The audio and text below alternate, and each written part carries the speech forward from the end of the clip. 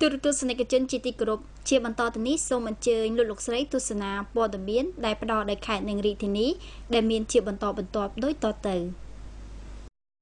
និស្សិតមួយក្រុមមកពីសាកលវិទ្យាល័យ Fresno នៃរដ្ឋ California សហរដ្ឋអាមេរិកផ្នែកវិស្វកម្មដែលក្រុមនិស្សិតទាំងនោះក៏ធ្វើការឲ្យអង្គការវិស្វករគ្មានព្រំដែនដែលមានសមាជិកជាង10នាក់បានមកចែករំលែកបទពិសោធន៍ចំណេះដឹងរបស់ខ្លួនជូនដល់និស្សិតកម្ពុជានៃវិទ្យាស្ថានជាតិបណ្ដុះបណ្ដាលបច្ចេកទេសផ្នែកសំណង់ស៊ីវិលនិងអគ្គិសនី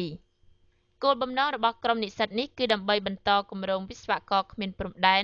នៅក្នុងវិទ្យាស្ថានជាតិបណ្ដុះបណ្ដាលបច្ចេកទេសផង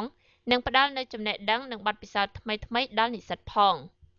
គម្រោងរបស់និស្សិតទាំងនេះមានរយៈពេល3សប្តាហ៍ដោយ2សប្តាហ៍ដំបូងធ្វើការបង្រៀននិស្សិតនៅវិទ្យាស្ថានជាតិបណ្ដុះបណ្ដាលបច្ចេកទេសហើយមួយសប្តាហ៍ចុងក្រោយពួកគេទៅទស្សនកិច្ចនៅប្រាសាទអង្គរវត្តខេត្តសៀមរាប